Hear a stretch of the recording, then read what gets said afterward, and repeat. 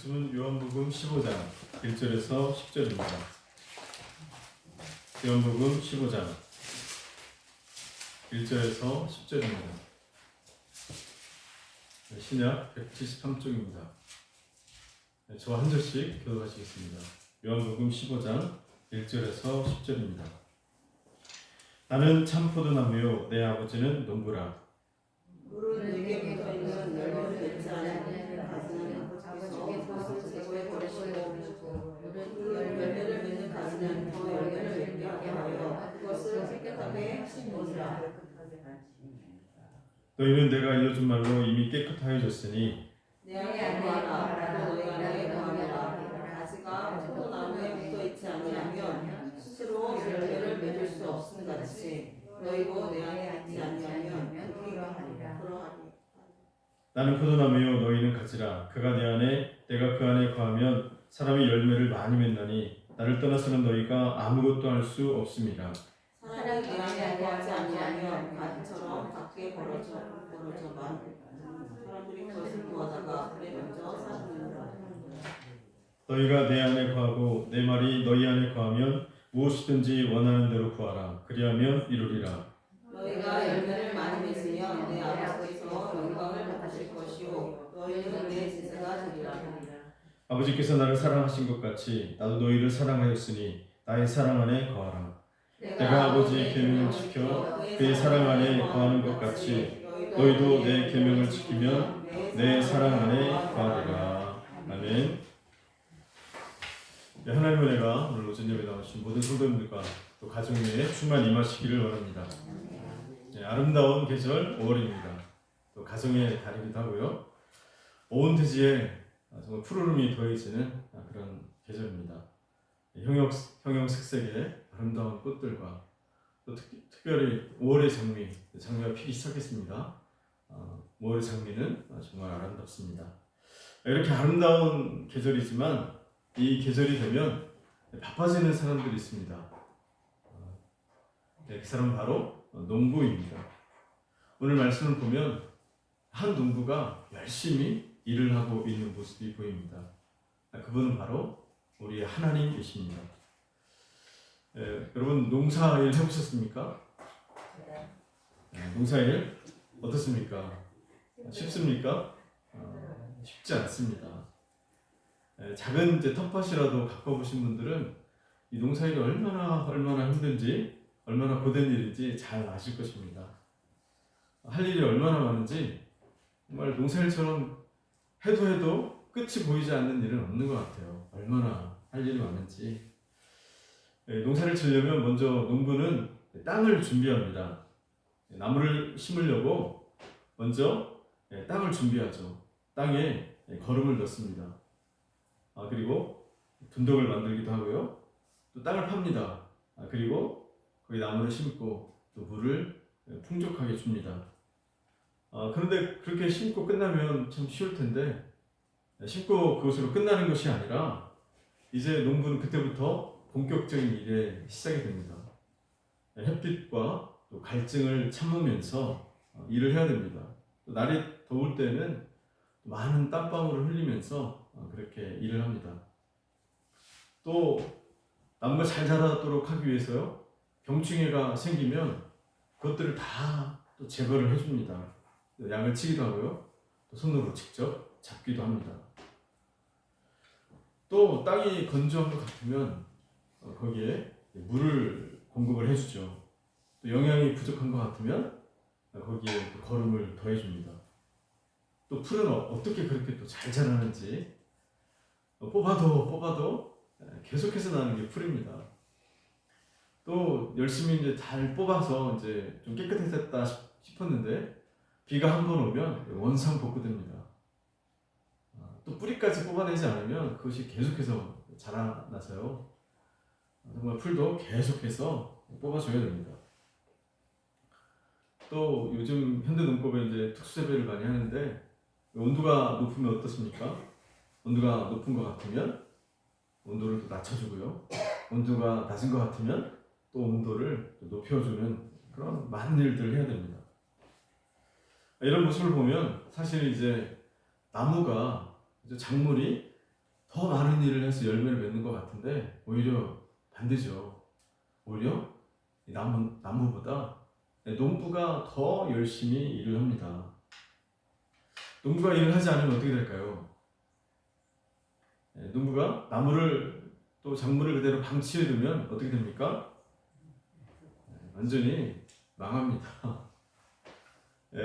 요즘에 이제 사람들이 등반을 많이 하는 것 같은데 산에 있는 과실수를 보신 적 있습니까?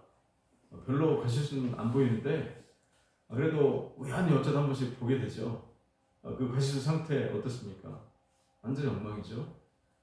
제가 군대를 많이 군대 얘기를 많이 했는데 훈련을 받다 보면 개복수가 이런 거 있습니다. 그러면요 산에 있는 개복수가 요즘 약이 된다고 많이들 좋아하시는데 상태가 온전한 게 거의 없습니다. 그 개복수 작은 거 그 벌레들이 얼마나 많이 파고 먹어 있는지 먹을 수가 없습니다. 그래도 군인들은 배고프니까 먹습니다.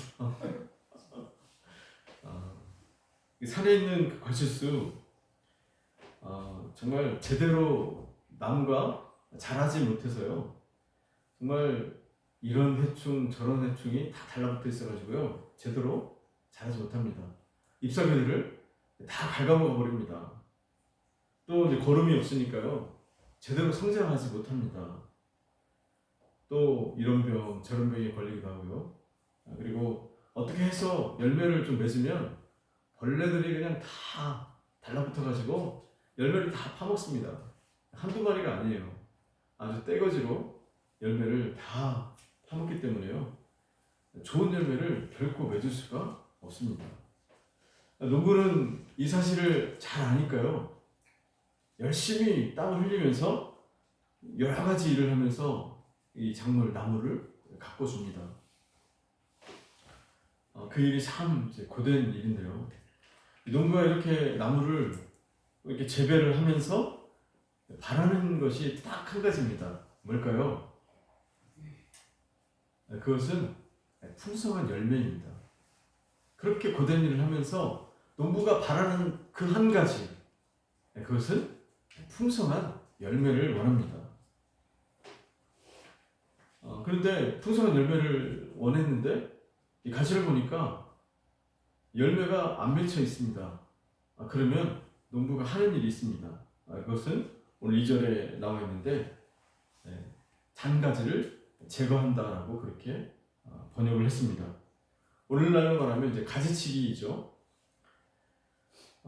오늘 이제 제거한다라고 번역을 했는데 이 단어의 헬라어는 이제 아이로입니다. 이 단어는 제거한다라는 뜻이 있고 또 다른 뜻이 있는데 들어 올린다라는 그런 뜻을 가지고 있습니다. 개역 개정판에서는 이제 제거한다고 번역을 했는데요. 요한복음에서 이 단어 아이로는 이와 같이 이제 두 가지로 쓰입니다. 그러니까 오늘 말씀은 2절 말씀은 두 가지로 번역이 가능합니다. 열매를 맺지 아니하는 가지는 아버지께서 그것을 제거해 버리신다라고 번역할 수 있고 또 열매 맺지 않은 가지는 아버지께서 그것을 들어 올리신다 이렇게 번역을 할 수 있습니다. 왜 들어 올린다라는 의미가 있을까? 고대 시대에 이스라엘의 이 포도 농사 그 농법은 현대와 달랐다고 합니다. 현대는 어떻게 포도 농사를 짓습니까? 나무를 세우죠. 지주대를 꼽아줘서 나무가 자라도록 위로 자라도록 해가지고 그래서 포도를 공중에서 이렇게 땁니다. 그런데 고대 시대는 이 철사 같은 게 없으니까 지주대가 없으니까 어떻게 키웠냐면 그냥 땅에 퍼지도록 이렇게 키웠다고 합니다. 땅에 퍼지도록 하니까 어떻게 됩니까? 이제 나무가 길게 자라나기 시작하겠죠. 그러면 중간중간에 뿌리를 받게 됩니다. 그러면 원뿌리로부터 영양을 이제 공급받지 못하게 되겠죠. 그래서 그것을 아는 농부는 원뿌리로부터 좋은 진액을 이제 공급받을 수 있도록 하기 위해서 돌 같은 거를 밑에다 받쳐두고 그 가지를 들어 올린다고 합니다. 그리고 그러면 이제 어떻게 됩니까? 또 햇빛을 잘 받을 수 있겠죠. 그래서 그 가지가 열매를 잘 맺을 수 있도록 그렇게 고대 시대에는 포도농사를 그렇게 지었다고 합니다. 그래서 오늘 이 단어는 제거한다라는 단어는 또 이제 들어올린다라는 이제 단어로도 그렇게 이제 번역을 할 수가 있습니다. 그런데 이제 이렇게 번역을 하면 다른 이제 학자들, 여러 학자들이 있잖아요. 다른 학자들은 아니다, 이것이 제거한다는 의미다. 아니다, 한쪽에서는 이것이 들어올린다는 의미다. 이렇게 아직 신학적인 이제 논쟁이 있습니다. 둘 다 해석이 참 의미가 있는 것 같아요. 가지치기 한다는 의미도 맞는 것 같고, 또 들어올린다는 의미도 정말 맞는 것 같습니다. 열매를 안 맺는다고 하나님이 가지를 싹둑 잘라버리는 그렇지는 않을 것 같아요. 그런 의미에서는 들어올린다는 의미가 또 맞을 것 같고요. 어쨌든 이 단어에 뭐 논쟁이 있긴 하지만 한 가지 분명한 것이 있습니다. 한 가지 분명한 사실, 그것은 무엇입니까? 농부는 풍성한 열매를 원한다는 겁니다. 포도나무가 열심히 농부가 가꿔서 그 나무가 풍성한 열매를 맺는 것, 그것을 농부가 간절히 원하는 한 가지입니다. 열매가 없으면 얼마나 허무하겠습니까? 그래서 그 모든 노력이 다 수포이잖아요. 그렇다면 이제 가지가 열매를 어떻게 맺는가? 오늘 말씀에 아주 자세하게 나와 있습니다. 먼저 우리가 알아야 될 사실은 뭐냐면, 이 가지가 열매를 맺으려면 떨어져 있으면 안 된다는 거죠. 나무로부터 이 가지가 분리되어 있으면 이 가지는 결코 열매를 맺을 수가 없습니다. 아무리 이제 노력을 해도, 아무리 발버둥을 쳐도 이 가지가 포도나무에 딱 붙어 있어야지 열매를 맺지, 아무리 상태가 좋고 뭔가 이렇게 좋아 보여도 아무리 노력을 해도 가지로부터 떨어져 있으면 이 가지는 결단코 열매를 맺을 수 없다는 사실을 우리가 분명히 알아야 됩니다. 대신 이제 가지가 붙어 있으면 어떻게 됩니까? 붙어 있으면 본뿌리로부터 좋은 진액들을 공급을 받습니다. 그리고 좋은 열매를 맺게 되어 있습니다. 참 간단하죠? 가지는요, 그냥 붙어 있으면 됩니다. 이 가지는 누구입니까? 바로 우리입니다. 바로 교회된 우리예요. 이 포도나무는 누구이십니까? 바로 예수 그리스도이십니다. 우리 교회가 예수 그리스도께 딱 붙어 있으면 좋은 열매를 맺게 된다는 거예요. 오늘 말씀의 주님은요, 내 안에 거하라, 나도 너희 안에 거하리라, 그렇게 말씀하셨습니다. 안에 거한다는 말이 무엇입니까? 그 말을 이제 다른 말로 표현하면 연합한다라고 그렇게 말씀드릴 수가 있습니다. 내가 너희 안에 거하고 너희가 내 안에 거하는 것, 연합이죠. 이 연합한다는 이 단어, 이 헬라어를 보면 접붙임을 한다라는 그런 뜻을 가지고 있습니다. 연합한다는 것이 좀 추상적이잖아요. 그런데 연합이 뭐냐? 연합은 접붙임하는 거다. 우리가 아주 그림을 보듯이 그렇게 알 수가 있습니다. 좋지 않은 나무 가지가 좋은 나무에 이렇게 접붙임하는 것, 이것이 바로 연합의 의미고, 또 이것이 바로 세례입니다. 이렇게 연합하면, 접붙임을 하면 어떻게 됩니까? 더 좋은 진액을 받아가지고 더 좋은 열매를 맺게 됩니다. 로마서 11장에 보면 이 사도 바울이 이방인의 구원에 대해서, 또 이스라엘의 구원에 대해서 이야기를 합니다. 그러면서 한 비유를 드는데, 참감람나무와 돌감람나무 비유를 듭니다. 그래서 이방인인 우리들, 이방 사람들은 돌감람나무인데, 참감람나무인 예수 그리스도께 이렇게 접붙임이 되어서 이렇게 구원에 이르게 된다라고 사도 바울이 그렇게 설명을 합니다. 접붙임 되면 어떻게 됩니까? 돌감람나무가 그대로 돌감나무로 남습니까? 아니죠. 접붙임을 받으면 어떻게 돼요? 돌감람나무가 참감람나무가 됩니다. 더 좋은 진액을 받아가지고요, 이제는 그걸 돌감람나무라고 할 수 있습니까? 돌감람나무를 할 수 없어요. 그는 접붙임을 하면 참 감람나무입니다. 속성과 존재가 완전히 다르게 됩니다. 그래서요, 더 좋은 열매를 맺게 되는 거죠. 고린도후서 5장 17절에 그래서 이렇게 말씀합니다.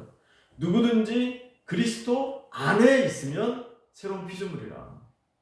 이전 것은 지나갔으니 보라 새 것이 되었도다. 여기도 어떻게 표현합니까? 그리스도 안에 있으면, 다시 말하면 접붙여졌다는 거예요. 돌감람나무인 우리가, 그죠? 아무 쓸모없는, 정말 형편없는 죄악에 파묻혀서 살아가는 그 돌감람나무가 이제 잘려져 가지고요, 주님을 믿고 결단해서 이제 참 감람나무인 예수 그리스도께 접붙여지면 이제 돌감람나무가 아니라 생명의 참 감람나무가 된다는 말입니다. 그래서요, 새로운 피조물이라, 이것은요 조금 어떤 성질이나 어떤 모습, 존재가 개선됐다는 것이 아니라, 예전에 말씀드렸죠, 완전히 다른 피조물이 되었다는 말입니다. 완전히 다른, 이전과는 완전히 다른 그런 존재가 되었다는 거예요. 다른 말로 새로운 창조물이 되었다는 말씀입니다. 사랑하는 성도 여러분, 그리스도와 연합하면요, 이전과는 완전히 다른 그런 새로운 피조물이 됩니다. 새로운 창조물이 되는 거예요. 그래서 결단이 필요한 거죠. 어떤 결단입니까? 내가 그리스도와 함께 십자가에 못 박혔나니 그런 적 이제는 내가 사는 것이 아니요 오직 내 안에 그리스도께서 사신 것이다. 이제 내가 죽기 가운데 사는 것은 나를 사랑하사 나를 위하여 자기 몸을 버리신 하나님의 아들을 믿는 믿음 안에서 사는 것이다. 이것이 돌감람나무에서 잘려지는 겁니다. 그리고 참 감람나무에 접붙여지는 거예요. 창세기 또 요한계시록에 보면요, 나무가 많이 나옵니다. 그죠? 그 중에 생명나무가 나와요. 생명나무. 여러 과실수도 나오고 다양한 과실수가 나오는데 특별히 공통적으로 생명나무가 나옵니다. 이 생명나무는 우리가 천국에 가면 알겠지만 진짜 나무일 수도 있어요. 그런데 이 생명나무는 비유입니다. 바로 예수 그리스도를 말합니다. 오늘 포도나무, 생명의 참 포도나무가 예수 그리스도라고 오늘 요한복음 19장에 말씀하고 있잖아요. 창세기에 있는 생명나무, 요한계시록에 나타난 그 생명나무, 바로 예수 그리스도를 상징합니다. 그래서 우리가 정말 쓸모없는, 정말 보잘것없는 우리가 어떻게 되는 거예요? 생명나무이신 예수 그리스도께 접붙여진다는 거예요. 그러면 어떻게 됩니까? 우리는 존재가 완전히 바뀌게 됩니다. 우리는 보잘것없는 나무가 아니에요. 어떤 나무입니까? 우리는 생명나무가 되는 거예요. 예수 그리스도, 생명나무이신 예수 그리스도 일부, 다른 말로 말하면요, 생명나무가 되는 겁니다.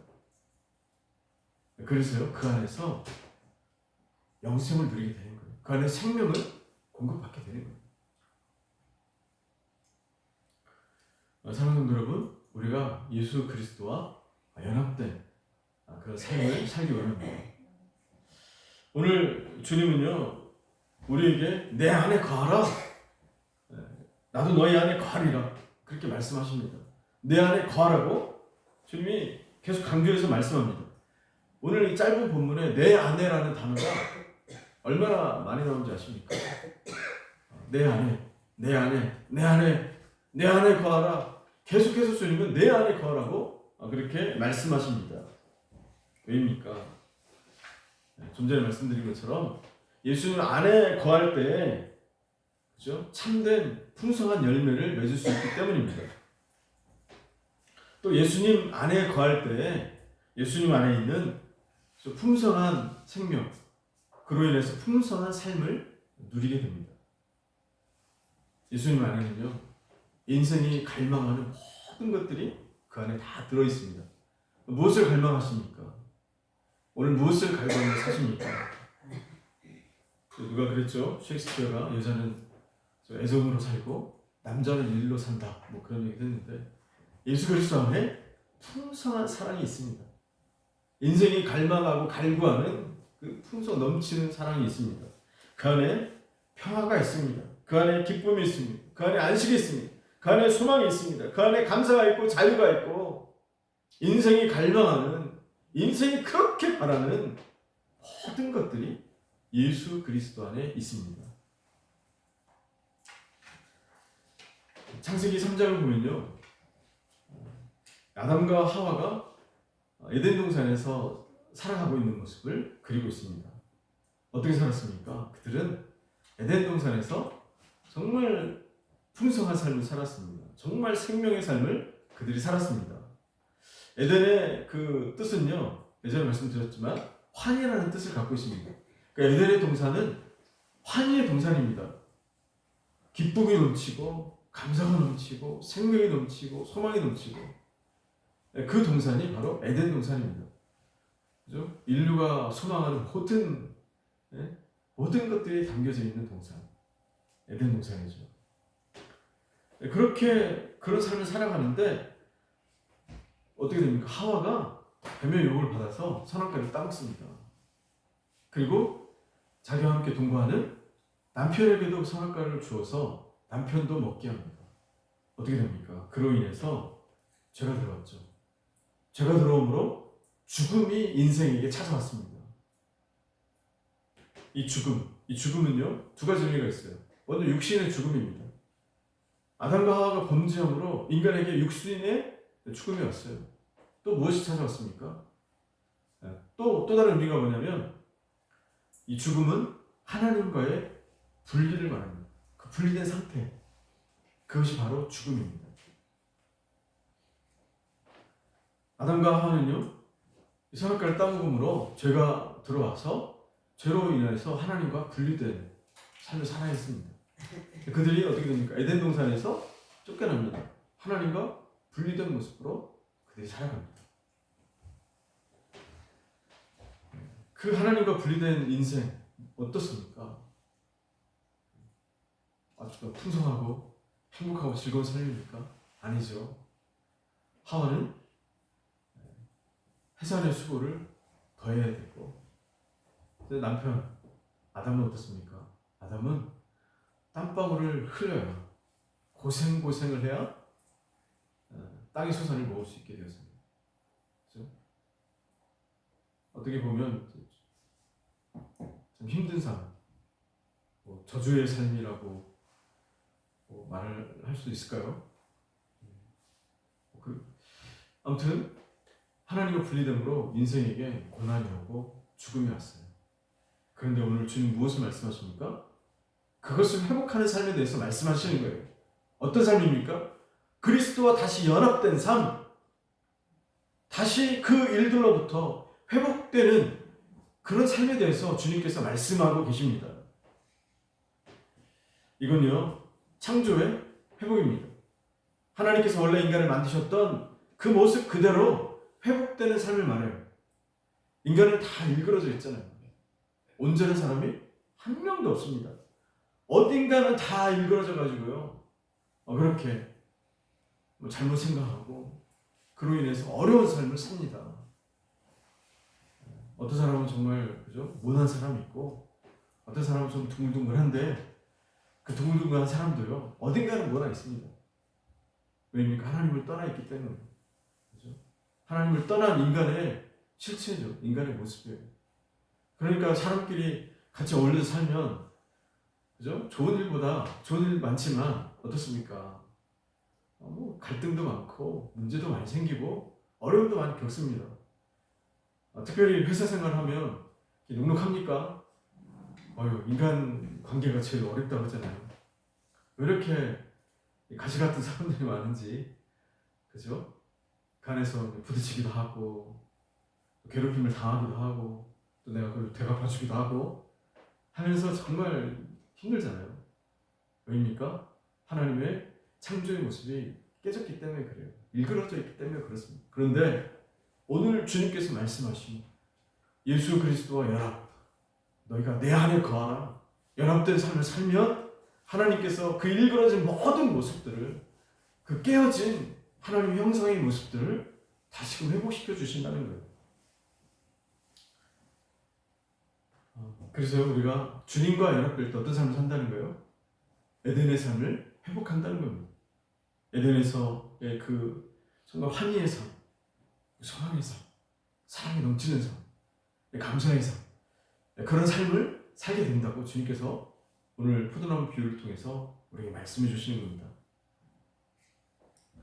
우리가 이 연합에 대해서 우리가 생각할 때요, 정말 이 그리스도와 연합, 이것은 어떤 특별한 영성가나 어떤 수도자나 기도 많이 하는 사람, 그런 사람만 이루는 삶이라고 생각하시면 정말 큰 착각입니다. 그리스도와 연합된 삶은요, 그런 사람만 사는 게 아닙니다. 오늘 말씀을 보니까 연합의 삶은 모든 그리스도인들이 다 살아야 되는 삶입니다.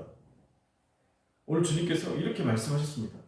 너희가 내 안에 거하지 아니하면 가지처럼 밖에 버려져 마르나니 사람들이 그것을 모아다가 불에 던져 사르느니라. 그리스도와 연합된 삶을 살지 못하면 어떻게 된다는 거예요? 가지가 말라 비틀어진다는 겁니다. 그래서 잘려지게 되고 그것을 사람들이 모아다가 불에 사른다고 그렇게 말씀하십니다. 연합된 삶을 살지 않으면요, 뿌리로부터 생명의 진액이 공급되지 못합니다. 그럼 어떻게 됩니까? 인생의 영혼들이 메마르기 시작합니다. 시간이 지속되면 어떻습니까? 생명력을 잃어버립니다. 그리고 완전히 나중에는요, 그 상태로 지속되면 메마른 가지가 돼요. 그래서요, 사랑하는 여러분, 그리스도와 연합된 삶, 그것은 선택이 아닙니다. 그것은 필수예요. 내가 하고 싶다고 하고 내가 하기 싫다고 하는 그런 삶이 아니에요. 연합된 삶은 그리스도인이라면 누구나 살아야 되는 그리스도인의 삶, 그것이 연합의 삶입니다. 사랑하는 여러분, 어떻게 하면 우리는 그리스도와 연합된 삶을 살아갈 수 있습니까? 간단합니다. 그것은요, 요한계시록 3장 20절에 기록되어 있습니다. 볼지어다 내가 문 밖에 서서 두드리노니 누구든지 내 음성을 듣고 문을 열면 내가 그에게로 들어가 그로 더불어 먹고 그는 나와 더불어 먹으리라. 간단하죠? 주님께서 각 사람의 마음에 그 문 밖에 서서 기다리고 계신다는 거예요. 그리고 문을 두드리신다고 말씀하십니다. 주님께서 그 사람의 마음 문 밖에서 계속해서 두드리시는데 그 사람이 그 소리를 듣고 마음의 문을 열고 주님을 마음에 영접하면, 주님을 내 마음속으로 모셔드리면 주님께서 그 안에 들어가셔서 그와 더불어 사신다고, 그로 더불어 먹고 그는 예수님과 더불어 먹고 살게 될 것이라고 주님께서 그렇게 말씀하셨습니다. 연합된 삶이죠. 사랑하는 성도 여러분, 주님께서 오늘 우리의 마음의 문 밖에 서서 두드리십니다. 우리가 금성을 듣고 우리 마음의 문을 열고 주님을 마음에 모셔드리기 원합니다. 물론 다 모셔드리셨겠지만 그래도 연합된 삶을 갈망하시는 분이라면, 더 진실한 마음으로, 아직 영접하지 못한 분이 계시다면 정말 진실된 마음으로 마음의 문을 열고 주님을 모셔드리는, 그래서 연합된 삶을 사시는 일이 있기를 원합니다. 네, 말씀을 마치겠습니다. 오늘 설교는 좀 빨리 끝나네요. 다들 하나님은요, 우리가 일하시는 것보다 더 많이 일하십니다. 하나님은요, 우리에게 단 한 가지를 원하시는데 그것은 풍성한 열매입니다. 풍성한 열매를 맺는 방법은 생명나무 대신 예수 그리스도와의 연합에 있습니다. 주님과 연합된 삶을 살아갈 때 우리는 그 안에 있는 풍성한 그 생명을 누리게 되어 있습니다. 그래서 우리가 우리 마음 문을 열고 주님 마음에 모셔드리고 연합된 그리스도와 영원히 연합된 삶을 사시는 성도님 다 되시기 바랍니다. 기도하겠습니다. 하나님 아버지 감사합니다. 오늘 생명나무 되신 예수 그리스도, 생명의 포도나무 되신 예수 그리스도에 대해서 같이 나눴습니다. 하나님, 우리가 열심히 일하는 것 같은데 하나님은 우리보다 비교할 수 없을 정도로 오늘 또 우리를 위하여 더 성실하게 일하심을 같이 나눴습니다. 그 하나님께서 우리에게 원하시는 것은 열매인데, 하나님, 우리의 모든 삶이 열매 맺는 삶이 되게 해 주옵소서. 오늘 주께서 말씀하신 예수 그리스도 안에 거하는 삶, 예수 그리스도와 연합된 삶을 우리가 살게 해 주옵소서. 이 시간 우리의 마음의 문을 주님께 활짝 엽니다. 주님, 이 시간 우리 마음속에 들어오셔서 우리 안에 영원토록 거하시고 우리는 또한 주님으로 인하여 영원토록 살게 되는 놀라운 은혜가 있게 해 주옵소서. 주님께서 주시는 생명을 누리며 풍성함을 누리며 우리가 아름다운 열매로 또 주께 영광 드리는 그런 삶을 살 수 있도록 도와주옵소서. 예수님의 이름으로 기도합니다. 아멘.